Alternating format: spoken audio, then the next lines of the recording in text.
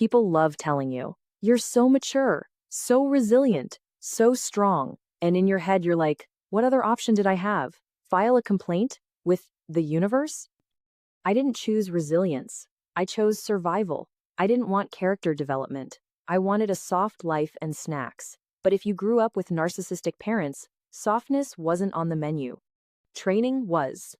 You don't get a childhood. You get a job description. Don't upset them. Don't outshine them. Don't need too much. Don't feel too loudly. And somehow you executed it so well that now people call you strong? Here's the mental health reality most people don't understand. When you grow up in a house where love feels conditional and moods change without warning, your brain builds survival habits.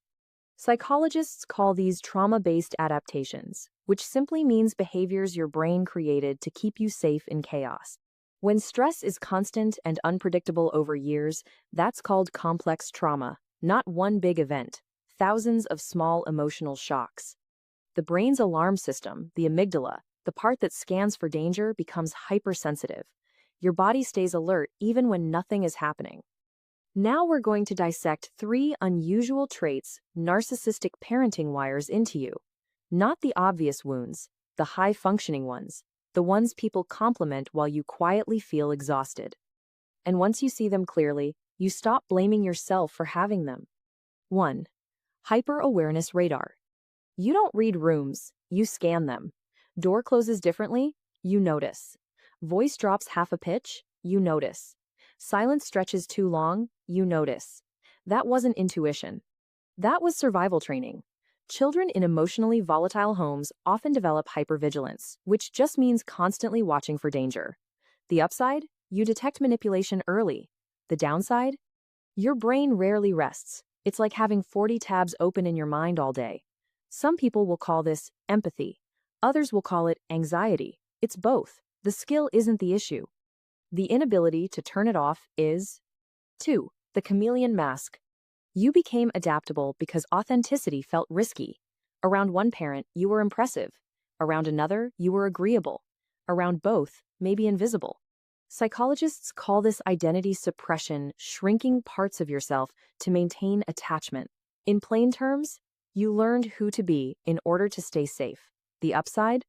You can walk into almost any social setting and blend in effortlessly. The downside? When you're alone, you sometimes wonder who you actually are without performing. Adaptability is powerful. Self-erasure is not. 3. The survival work ethic. You hustle like approval still has strings attached. Achievement felt safer than vulnerability. Emotional neglect often creates perfectionism not because you love excellence, but because you fear criticism. Perfectionism rooted in fear feels different. Rest triggers guilt. Slowing down feels dangerous. This is where some of you will push back. Hard work isn't trauma. Correct. But compulsive overwork fueled by fear of not being enough? That's your nervous system still trying to secure safety. Here's what matters for your mental health. These traits were intelligent survival strategies. They are not personality flaws. But if you don't consciously regulate them, they keep your body stuck in past danger. Hyper-awareness becomes chronic anxiety. Adaptability becomes people-pleasing. Work ethic becomes burnout. Burnout isn't weakness. It's your body saying the threat is over, but you're still running. Healing doesn't mean deleting these traits. It means retraining your nervous system to recognize safety. Therapy that focuses on trauma helps calm the brain's alarm system. Identity work helps you reconnect with preferences, boundaries, and opinions you buried. Learning to rest without guilt rewires stress patterns over time. The goal isn't to lose your edge. It's to stop living like the battlefield is still active. You didn't just survive narcissistic parents. You developed advanced coping systems under pressure. But survival mode is a state, not a personality. And mental health begins when your body learns that you're not that child anymore. The world might admire your strength. The real question is whether your nervous system finally feels safe inside it. Meme of the day. People, you're overthinking. Me, maybe a little. My brain, let's review that moment 84 more times. Share this with someone whose brain is a full-time investigator. Join Bitter Vaccine.